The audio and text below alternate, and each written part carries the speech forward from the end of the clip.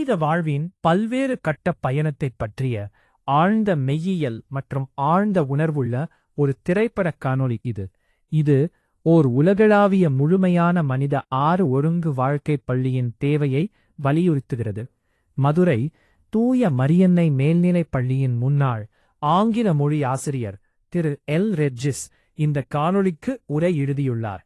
திருச்சிராப்பள்ளி தூய வளனார் தன்னாட்சி கல்லூரியின் முன்னாள் ஆங்கிலத்துறை தலைவரும் இணை பேராசிரியருமான முனைவர் சு. ஜோசப் அருள் ஜெயராஜ் இந்த காணொளியை இயக்கமூட்ட செய்துள்ளார். அந்த 6 ஒழுங்கு வாழ்வியல் பள்ளி காணொளி 6.1 மிகுந்த நாகரிகம் வாய்ந்தவர்களை நாம் யூட்டோப்பியன்கள் என்று அழைப்பது போல மிகுந்த ஆன்மீக பக்குவம் அடைந்தவர்களை நாம் சிக்ஸ்டோப்பியன்கள் என்று அழைக்கலாம். ஏனெனில் நாம் கடவுளின் 6 அம்ச வாழ்வியல் அமைப்பை வாழ்ந்து காட்டுபவர்களாக இருக்கிறோம். 2. கடவுள் மனித குலத்திற்கு 18 வகையான மரபுரிமைகளை இன்ஹெரிட்டன்சஸ் அருளுகிறார். இவற்றை நாம் 6+6+6 18 என்ற அடிப்படையில் வகைப்படுத்துகிறோம். அவை கடவுளின் மரபுரிமைகள், கடவுளின் வெகுமதிகள் மற்றும் கடவுளின் புனிதத் தன்மைகள், தெய்வீகப் பண்புகள் ஆகும். 3. அந்த 6 கடவுளின் மரபுரிமைகள் என்பவை ஆற்றல், அமைப்பு, துல்லியம், எல்லையின்மை, முழுமை மற்றும் முழுநிறைவு ஆகும். இவை அனைத்தையும் நாம் மரபுரிமையாகப் பெறுவதால் நாம் சிக்ஸ்டோப்பியன்கள் ஆகிறோம்.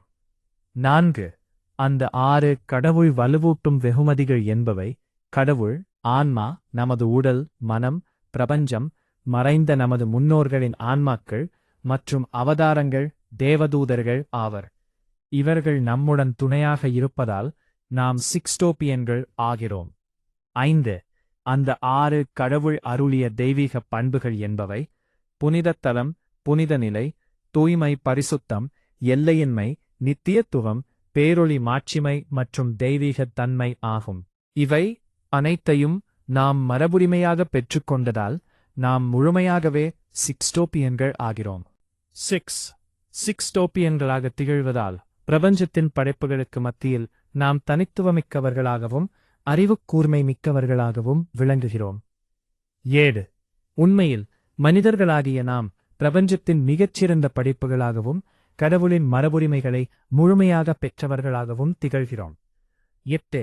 சிக்ஸ்டோப்பியன்கள் என்று அழைக்கப்படுவதே நமது பெருமையாகவும் புகழாகவும் உயர்ந்த நிலையாகவும் அமைகிறது. 9. இந்த 18 கடவுளின் நற்பண்புகள், தெய்வீகக் குணங்கள் குறித்து நாம் மிக ஆழமான மற்றும் முழுமையான புரிதலை கொண்டிருக்க வேண்டும்.